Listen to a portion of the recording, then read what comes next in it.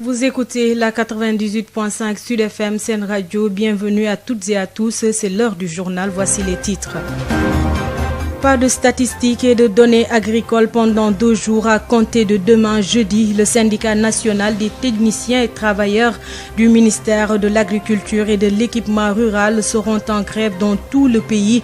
Le CITAS avertit le monde rural. Toutes les notifications de semences données par la tutelle ne sont pas valables ni compatibles avec les recommandations de la CEDEAO. Report du projet de démolition du marché de Liberté 6 extension. Après des médiations, l'opération se fera après le mois de Ramadan. Les propriétaires de cantines vont récupérer leur place après les travaux au moment où ceux qui n'en ont pas vont devoir verser la somme de 7 millions de francs CFA pour obtenir une cantine. Lutte contre les accidents de la circulation. L'État vers le renforcement du contrôle et des sanctions. Annonce faite par le directeur général des transports routiers, Cheikh Oumar Gueye, était à Ndjongolor ce mercredi. L'actualité hors de nos frontières et la page des sports vont boucler cette édition mise en onde par Hassan Tchoun. Bienvenue à toutes et à tous.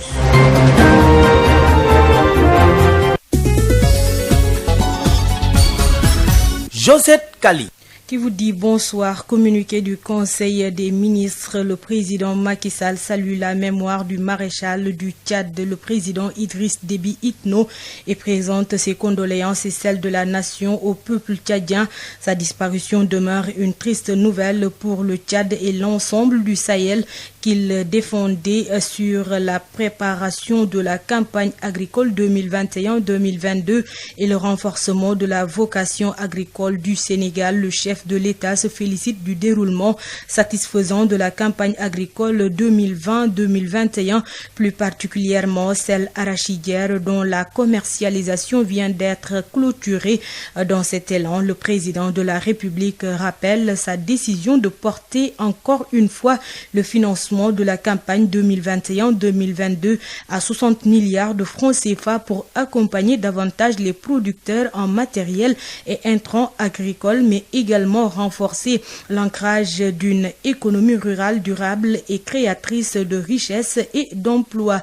Le Conseil a examiné et adopté le projet de loi d'orientation relatif au volontariat et aussi le projet de décret portant création et classement du parc forestier urbain de Dakar-Yoff.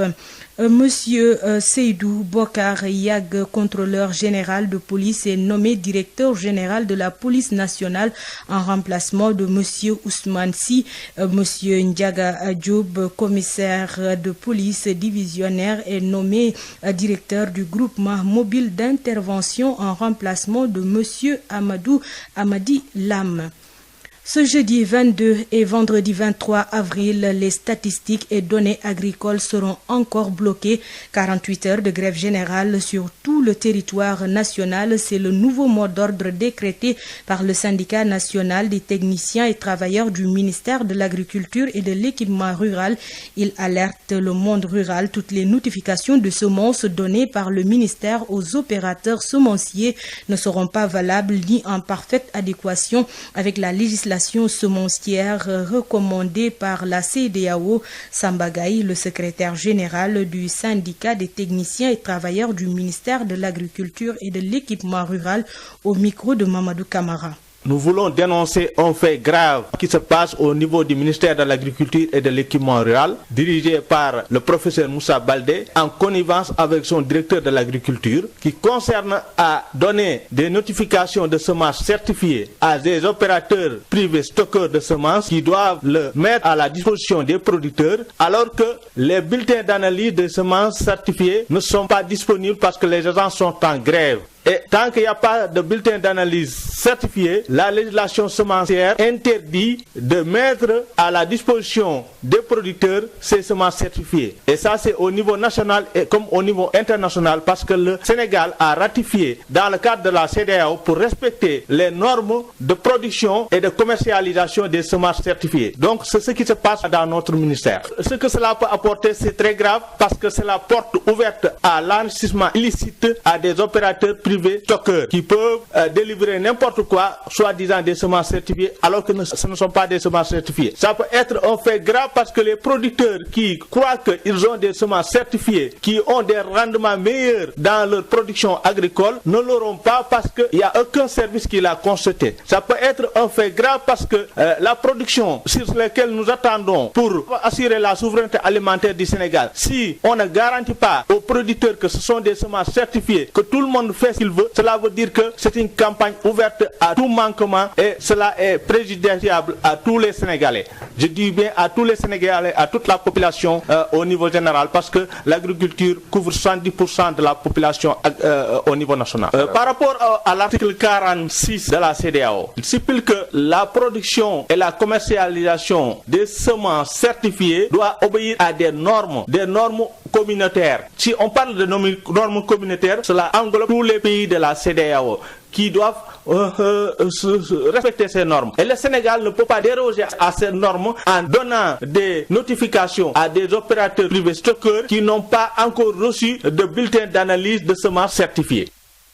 Samba Gaye, secrétaire général du syndicat des techniciens et travailleurs du ministère de l'Agriculture et de l'Équipement rural, que vous pourrez écouter plus largement, il sera notre invité. Colère des populations de Mewan à Tivaouane, elle ne veut pas de la gestion de l'eau par la société Aquatec. Le mouvement Mewan Jotna appelle les populations au boycott du paiement des factures d'électricité. Babacar Sow.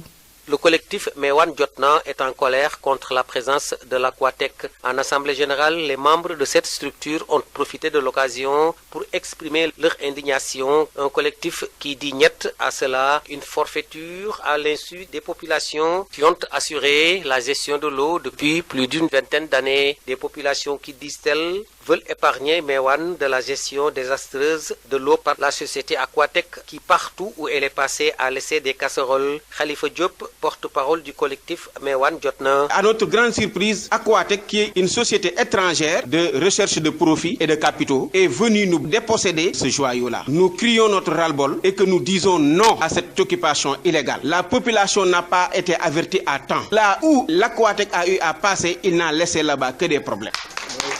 Nous voulons épargner Mewan de cette situation-là. Conscientiser la population à prendre toutes les responsabilités. Mewan, une localité qui n'a jamais connu de problème de gestion de l'eau, mais une grosse crainte demeure cependant avec la présence de l'Aquatec qui commence déjà à leur poser d'énormes problèmes avec la radiation des membres du comité de gestion, ce qu'ils n'accepteront pas selon Khalifa Diop qui appelle les populations à boycotter les factures. Mewan n'a jamais eu un problème d'eau. Aquatec commence à nous poser des problèmes. Le comité qui était en place a été radié de ses fonctions. Nous n'accepterons pas ça. Toute la jeunesse de Mewan s'est regroupée. Vous avez vu derrière vous, il y a les femmes et les jeunes qui sont là. Et le seul mot d'ordre aujourd'hui qui sévit à Mewan, c'est Aquatec dégage. Nous ne voulons pas d'Aquatec dans ce village. Ils nous ont donné des factures. La population a décidé de ne pas payer ces factures-là. Tivaouane, Babacar Sow depuis Mewan pour Sud FM. Restons dans cette zone avec l'employabilité des jeunes dans le département de Mbour. Une bonne formation et un emploi décent sont les préoccupations de la majorité des jeunes. C'est ce qui est ressorti de l'enquête menée dans les 16 communes du département de Mbour à l'initiative des responsables politiques de la mouvance présidentielle. Plus de 8000 questions sont répertoriées chez les jeunes selon le président du conseil départemental qui dirigeait la rencontre de restitution. Les résultats seront donnés au chef de l'État Macky Sall pour les besoins du conseil présidentiel sur l'emploi des jeunes. Salou Samb, président du conseil départemental de Mbour, au micro de Moustapha Sall. L'employabilité des jeunes dans le département de Mbour. Aujourd'hui, c'était la journée de restitution où les experts nous ont proposé les résultats qu'on attendait. On avait un objectif de 4000 enquêtes pour toutes les 16 communes, mais avec la pugnacité des jeunes, leur persévérance, leur courage, leur témérité, ils sont arrivés finalement à nous donner plus de 8000 questions par rapport à l'employabilité des jeunes. Et donc nous sommes vraiment satisfaits.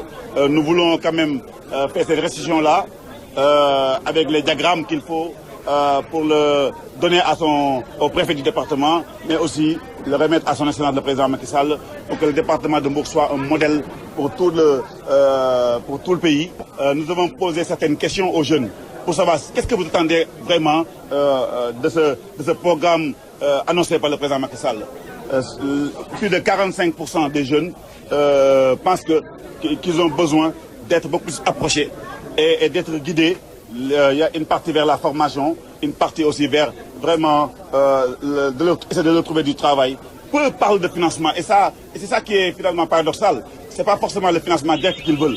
Ils veulent qu'on les forme d'abord et puis qu'on arrive à les diriger vers les métiers qui existent comme l'agriculture, la pêche, l'industrie. Il y a aussi l'auto-emploi qui est... Donc voilà, ça veut dire que les jeunes ont compris que son excellence président Macky Sall a besoin d'avoir des outils de décision qui le permettra cette fois-ci, avec toutes les institutions qui sont déjà mises en place et qui s'occupent des jeunes, cette fois-ci que la cible finale, qui sont les jeunes, puisse en être, vraiment atteinte, mais en même temps d'une manière, transversale. Ce qu'on va faire, c'est qu'il y a une deuxième étape qui servira d'aller vers les entreprises. Sud FM. Après une médiation de bonne volonté et haute autorité du pays, le projet de démolition du marché de Liberté 6 Extension est reporté jusqu'après le mois de Ramadan. Une annonce du maire de Sicap, Santy Agne, précise que les propriétaires de cantines pourront récupérer leur place gratuitement après reconstruction du marché. Toutefois, ceux qui n'en disposent pas vont devoir verser 7 millions de francs CFA pour obtenir leur propre cantine. Le maire de Sicap, Santy Agne, que nous écoutons. Depuis quelque temps, des gens de bonne volonté, des voisins du marché, de haute autorité de ce pays, nous ont demandé qu'il nous plaise leur accorder un délai jusqu'après la Covid. Après concertation dans la commission de pilotage, nous avons accédé à cette demande en tant que citoyens, en tant que croyants, en ce mois béni de Ramadan. D'autant plus que les arguments qu'ils nous ont donnés sont recevables. On nous a dit que des tailleurs ont aujourd'hui des tissus qui leur sont confiés. Et ils risquent d'avoir même des problèmes judiciaires. D'autres ont des denrées périssables. Nous l'avons dit donc, nous avons accédé à cette demande. Nous ne pouvons pas reculer parce que nous sommes dans notre bon droit. Nous sommes assis sur des textes. Nous avons respecté toutes les procédures. Il n'y a aucune raison de reculer, d'autant plus que les raisons profondes qui font qu'on doit casser et reconstruire, c'est la vétusté du marché et sa construction hors norme.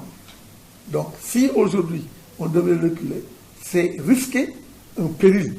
C'est pour ça que nous ne pouvons pas reculer, ne fût-ce que pour des raisons de salubrité publique.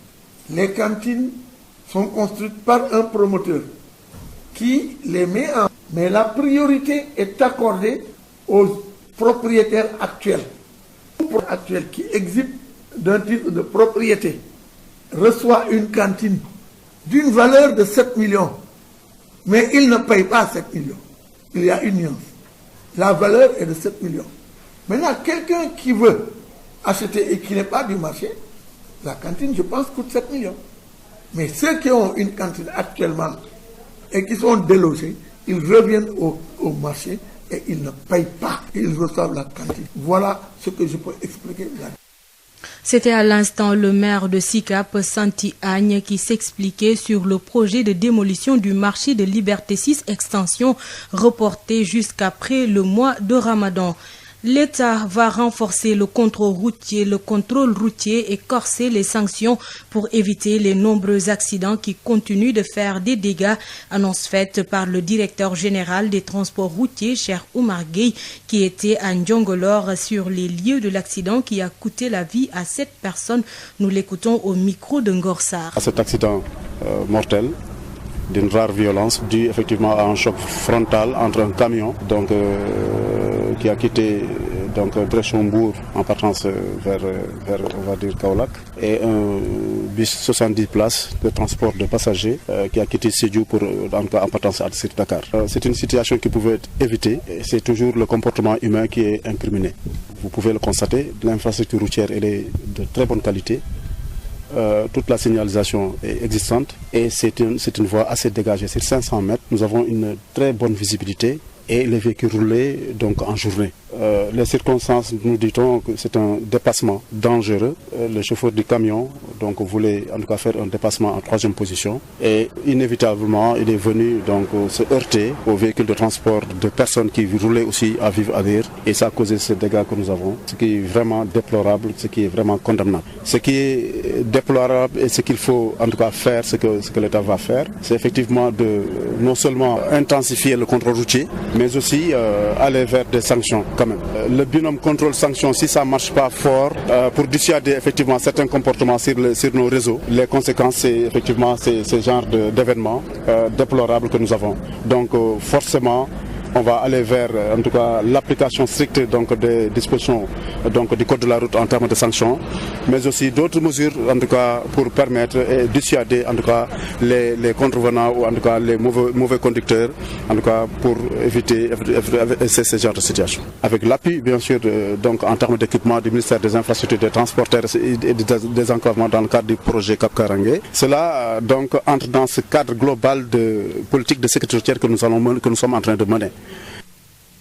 Projet d'appui à la stratégie nationale d'équité et d'égalité du genre, la 2e phase mettra l'accent sur le renforcement de la systématisation du budget sensible au genre, la lutte contre les violences basées sur le genre et la résilience des femmes victimes et autres groupes vulnérables face à la Covid-19.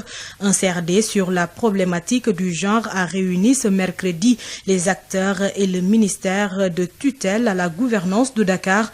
La réaction de l'adjointe au gouverneur de la région de Dakar, Tening Faïba, au micro de Marie-Rosalie Ndiaye. On vient de terminer la réunion du comité régional de développement pour partager avec l'ensemble des acteurs de la région les acquis du projet d'appui à la stratégie nationale d'équité et d'égalité genre lors de sa première phase. Et aujourd'hui, nous allons vers une 2e phase qui va venir renforcer tout ce que l'on a comme acquis en ce qui concerne la systématisation du budget sensible au genre, mais aussi le renforcement des réformes qui vont dans le sens de la mise en œuvre des principes d'équité et d'égalité conformément à la stratégie, mais également aller vers la lutte contre les violences basées sur le genre et le renforcement de la protection des femmes et des filles, notamment victimes de violences. En plus de cela, nous avons aussi partagé avec les chefs de services techniques qui sont là,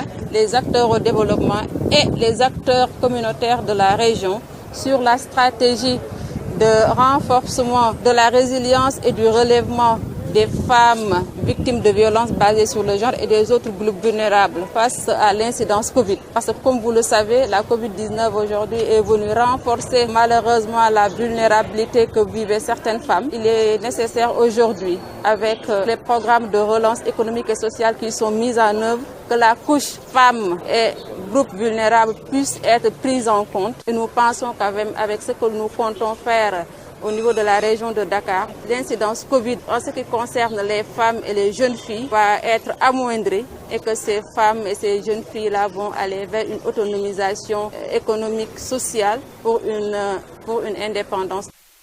Santé, dans cette édition, des centaines de pharmaciens seront dans les rues très prochainement. Des pharmaciens très en colère contre les autorités parce qu'il leur est interdit d'exercer leur profession au Sénégal, ce qui favorise la fuite des cerveaux. Ces pharmaciens indexent la tutelle et interpellent le chef de l'État sur leur sort. Écoutons les précisions du docteur Abdouhadre John, président du Codifarm, collectif pour la défense des intérêts de la profession pharmaceutique, joint par Mamdiara da Silva. Nos revendications sont une réclamation de nos droits. Parce qu'en fait, nous avons fait tous nos devoirs. En tant que pharmaciens, nous avons fait nos études dans une université sénégalaise. Nous avons soutenu une thèse, avons prêté le serment devant le jury qui nous a donné des mentions très honorables. Aujourd'hui que nous sommes pharmaciens, on nous interdit d'exercer notre profession dans notre pays. Et nous pensons que c'est illégal, nous pensons que c'est injuste parce que le décret qui est en cours ne nous l'interdit pas. C'est le décret de 2007, 1457 du 3 décembre 2007, signé par le président Abdoulaye Wade, qui dit que sur toute l'étendue du territoire, lorsque vous avez 5000 habitants, il y a possibilité de mettre une pharmacie. Derrière, il y a un ministre qui signe des arrêtés et ces arrêtés ne respectent pas cette cohérence. C'est-à-dire, quand il y a 200 000 habitants, il n'y a pas 40 pharmacies. Ce qui fait que les jeunes sont au chômage et sont obligés parfois d'aller au Gabon, d'aller à Djibouti, d'aller en Mauritanie parce qu'ils ne peuvent pas travailler chez eux. Les autres options, c'est l'industrie. Il n'y a pas d'industrialisation dans ce pays. L'autre option, c'est la biologie. On te dit de faire encore 4 ans après, on va voir. C'est ça que nous réclamons. Et nous pensons que c'est injuste. Vous êtes à peu près combien dans cette situation? Dans le dernier décompte que nous avons fait, nous étions, nous, en tant que Codifarm, 516. Et depuis, il y a eu des adhésions. Ça veut dire qu'il y a des milliers de pharmaciens qui sont dans cette situation. Il y en a qui ont duré 10 ans dans cette situation, d'autres 5 ans, d'autres 4 ans, 8 ans. C'est vraiment une longue période. Codifarm aujourd'hui est en train de faire un plaidoyer auprès des médias, auprès du public, auprès des populations. Mais nous avons un plan d'action très clair et qui va aller vers une marche nationale où on appellera tous les pharmaciens qui sont là, tous les pharmaciens sénégalais à qui on a privé leur droit de venir réclamer ça auprès de l'État, auprès du président de la République, auprès du ministère de la Santé. Sud International. Hors de chez nous, en ce mois de Ramadan, c'est le marché des produits de grande consommation qui commande le menu pour la rupture du jeûne. Au Burkina Faso, les prix de certains produits alimentaires connaissent une hausse sur le marché. Vendeurs et acheteurs se jettent la balle ou se défendent. Le constat dans ce reportage signé Mathieu Somda. En ce mois de Ramadan, les besoins des fidèles musulmans augmentent et les commerçants qui interviennent dans l'approvisionnement du marché en sucre, riz, huile et autres produits de grande consommation ajustent les prix en fonction du contexte. Abdoulaye Sawadogo, qui gère une alimentation, présente certaines réalités du marché. Le carton de sucre, là, on vend ça à 16 750. Avant, c'était comme ça et actuellement, c'est toujours comme ça. Mais au niveau du riz, là, maintenant, bon, ça manque quoi. Comme ça manque là, c'est pour cela que sinon on vendait 50 kilos là à 18 000. Mais pour le moment c'est 18 500. Voilà, donc c'est un peu augmenté. Il y a beaucoup de bailleurs qui paient le riz là trop pour pouvoir distribuer des gens quoi. Donc c'est à rupture. Si c'est à rupture aussi, les grands patrons là aussi essaient d'ajouter quelque chose quoi. Voilà, ils disent qu'il n'y en a pas. Si tu sors pour payer même, tu ne vas pas trouver. Voilà, donc celui qui a aussi, il augmente un peu le prix là. Maintenant, si la personne dit que c'est augmenté, pour que toi aussi tu ne perds pas tes clients, tu vas ajouter un peu pour pouvoir gagner au moins un peu seulement quoi. Le 20 litres d'huile là, ça coûte à 15 500, le bidon jaune même.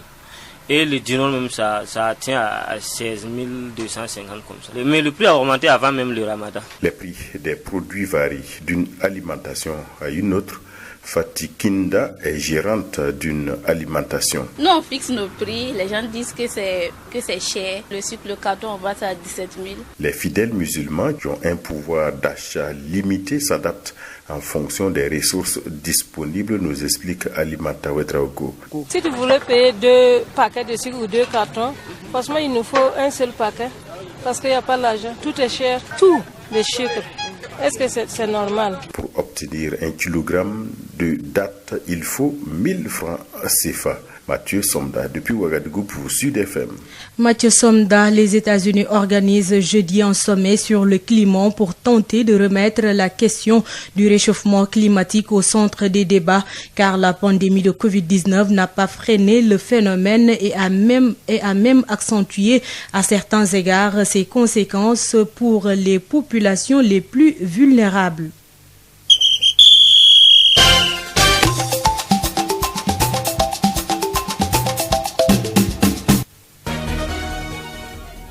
Football Coupe CAF, 5e journée disputée cet après-midi au stade de Lat Dior de Thiès. Le Jaraaf de Dakar a battu l'Étoile sportive du Sahel de Tunisie par 1-0.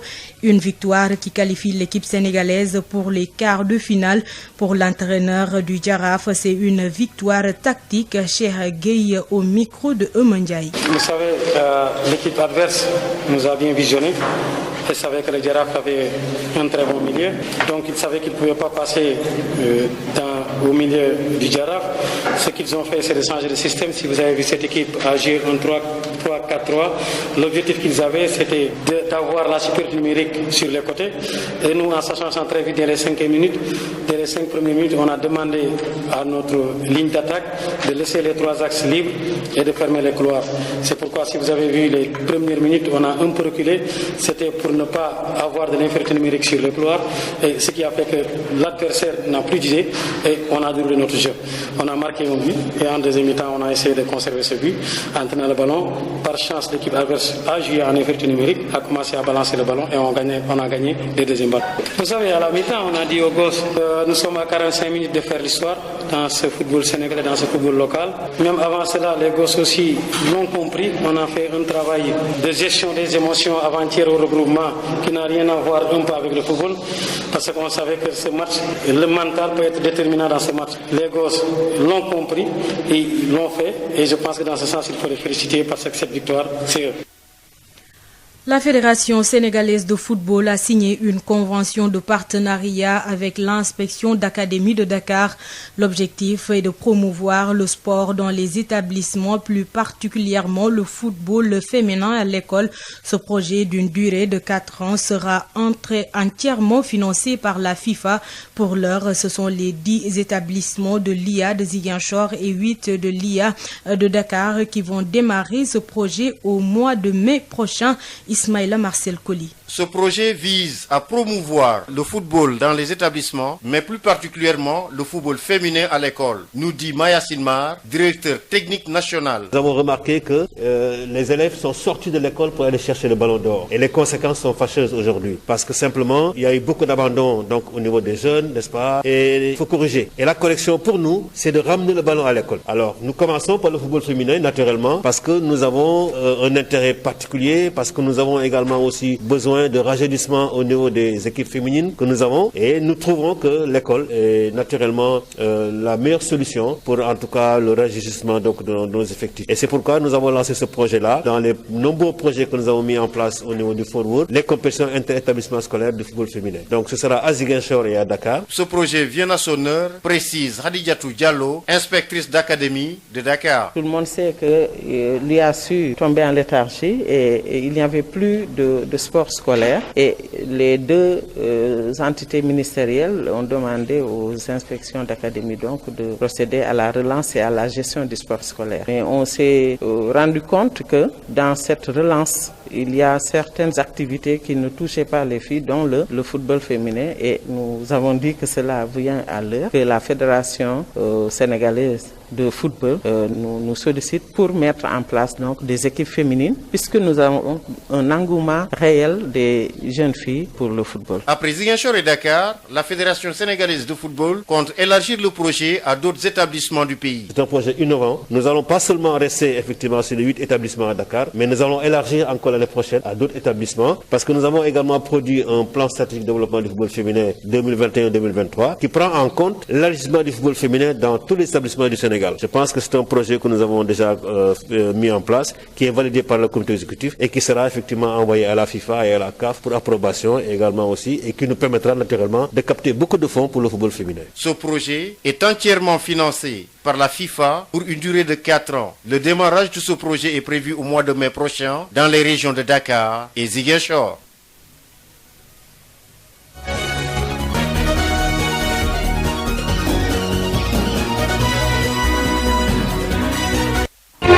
Sud FM, l'invité du jour. Il s'agit de Samba Gaye, secrétaire général du syndicat des techniciens et travailleurs du ministère de l'Agriculture et de l'Équipement rural, qui répond aux questions de Mamadou Camara sur la grève de 48 heures de ces travailleurs qui démarre demain jusqu'à vendredi. Nous l'écoutons. Je m'appelle Samba Gueye, je suis le secrétaire général du syndicat national des techniciens et travailleurs de l'agriculture du Sénégal. Qu'est-ce que vous avez constaté? C'est quoi exactement? Aujourd'hui, nous voulons dénoncer un fait grave, un fait très grave qui se passe au niveau du ministère de l'Agriculture et de l'Équipement rural, dirigé par le professeur Moussa Baldé, en connivence avec son directeur de l'agriculture, qui concerne à donner des notifications de semences certifiées à des opérateurs privés stockeurs de semences qui doivent le mettre à la disposition des producteurs, alors que les bulletins d'analyse des semences certifiées ne sont pas disponibles parce que les agents sont en grève. Je répète bien que les agents sont en grève, et tant qu'il n'y a pas de bulletin d'analyse certifié, la législation semencière interdit de mettre à la disposition des producteurs ces semences certifiées. Et ça, c'est au niveau national et comme au niveau international, parce que le Sénégal a ratifié dans le cadre de la CEDEAO pour respecter les normes de production et de commercialisation des semences certifiées. Et je dis que cette pratique est vraiment exceptionnelle, parce que vous ne pouvez pas constater au niveau du ministère de l'Éducation nationale que le ministre ou bien le recteur peut délivrer des diplômes ou bien des attestations à des élèves qui vont passer en classe supérieure ou bien avoir leur diplôme sans être examinés. C'est inadmissible. Donc c'est ce qui se passe comparativement dans notre ministère. C'est très grave parce que c'est la porte ouverte à l'enrichissement illicite à des opérateurs privés stockeurs qui peuvent délivrer n'importe quoi, soi-disant des semences certifiées, alors que ce ne sont pas des semences certifiées. Ça peut être un fait grave parce que les producteurs qui croient qu'ils ont des semences certifiées, qui ont des rendements meilleurs dans leur production agricole, ne l'auront pas parce qu'il n'y a aucun service qui l'a constaté. Ça peut être un fait grave parce que la production sur laquelle nous attendons pour assurer la souveraineté alimentaire du Sénégal, si on ne garantit pas aux producteurs que ce sont des semences certifiées, que tout le monde fait ce qu'il veut, cela veut dire que c'est une campagne ouverte à tout manquement, et cela est préjudiciable à tous les Sénégalais. Je dis bien à tous les Sénégalais, à toute la population au niveau général, parce que l'agriculture couvre 70% de la population au niveau national. Par rapport à l'article 46 de la CEDEAO, il stipule que la production et la commercialisation des semences certifiées doit obéir à des normes communautaires. Si on parle de normes communautaires, cela englobe tous les pays de la CEDEAO qui doivent respecter ces normes. Et le Sénégal ne peut pas déroger à ces normes en donnant des notifications à des opérateurs privés stockeurs qui n'ont pas encore reçu de bulletin d'analyse de semences certifiées. Maintenant, vous avez un autre plan d'action, c'est quoi? Nous allons continuer ce plan d'action parce que jeudi et vendredi, nous allons décréter encore 48 heures de grève générale au niveau national. Cela veut dire quoi? De 22 au 23 avril, toutes les structures au niveau du ministère de l'Agriculture, que ce soit des services départementaux, des directions régionales, des directions nationales et des centres de formation, ne seront pas fonctionnels, et que les agents continuent encore de bloquer les bulletins d'analyse des semences certifiées et toutes les données statistiques agricoles et tous les rapports. Et par rapport aux négociations, ça n'avance pas ou bien? Nous constatons quand même qu'il y a un dilatoire et un manque de respect, parce que tout simplement, le président de ce comité de dialogue social, qui est le secrétaire général du ministère, nous avait convoqué le vendredi passé pour tenir une réunion de rencontre qui se dit trimestrielle. À notre grande surprise, il n'a fait qu'évoquer les travaux qui ont été bouclés en 2020, il y a de cela 3 mois, sans aucun avancement, sans aucun suivi du dossier. Il n'est même pas capable de nous dire où se trouve le dossier, dans quelle situation on va évoluer. Donc nous ne sommes pas d'accord avec la manière dans laquelle ces autorités gèrent notre ministère, et nous le dénonçons. Samba Gueye, je vous remercie. Je rappelle que vous êtes le secrétaire général du SYNTAS, c'est le syndicat national des travailleurs et techniciens du ministère de l'Agriculture et de l'Équipement rural. Yotox anti-moustique pour le corps, les vêtements, les rideaux et draps vous protège contre les moustiques chez l'adulte et l'enfant. Val d'Afrique vous offre votre journal de la santé. Bonjour. Nous nous intéressons aujourd'hui au programme M-Diabète mis sur pied depuis 2014. Le M-Diabète accompagne le diabétique à travers des conseils basés sur plusieurs thèmes, et pendant ce mois de Ramadan, le patient reçoit des messages de sensibilisation et de traitement au quotidien à travers le M-Ramadan inclus dans le programme. Écoutons le professeur Seydou Nourou Diop, diabétologue. Le M-diabète existe au Sénégal en collaboration entre le ministère de la Santé, l'Organisation mondiale de la santé et l'Union internationale de télécommunications. C'est un programme qui a été lancé par le ministère de la Santé en mai 2014. Et depuis mai 2014, nous avons plusieurs sous-programmes, plusieurs thèmes que nous développons. Le premier thème étant le thème éducation des diabétiques. Il y a le thème sensibilisation pour les populations qui n'ont pas encore le diabète. Il y a le M formation pour les professionnels de santé. Et enfin, il y a le M évaluation qui sert à évaluer les actions que l'on fait. Donc, il y a 4 sous-thèmes. Et chaque année, le thème le plus que les gens le connaissent, c'est le M Ramadan. C'est que pendant le Ramadan, tous les jours, pendant tout le Ramadan, il est envoyé chaque jour un SMS pour dire aux patients comment ils doivent gérer leur traitement. C'est la prise en charge du diabète à travers le téléphone mobile. L'idée, c'est quoi? C'est que les gens qui ont un téléphone ou un smartphone, chaque jour reçoivent un message qui leur parle du diabète, de son traitement et des comportements qu'ils doivent avoir. Donc, ce programme existe depuis 2014 et chaque année, nous le faisons en particulier le M-diabète compose le M-Ramadan. Le M-Ramadan, c'est quoi? C'est que pendant tout la période du Ramadan, les gens qui sont inscrits sur le site reçoivent chaque jour un message sur le diabète par rapport à leur comportement, sur le plan du régime alimentaire au Ramadan. Merci de nous avoir suivis. Merci au professeur Seydou Nourou Diop. Rendez-vous demain pour un nouveau numéro de Info Santé. Yotox anti-moustique pour le corps, les vêtements, les rideaux et draps vous protège contre les moustiques chez l'adulte et l'enfant. Val d'Afrique vous a offert votre journal de la santé.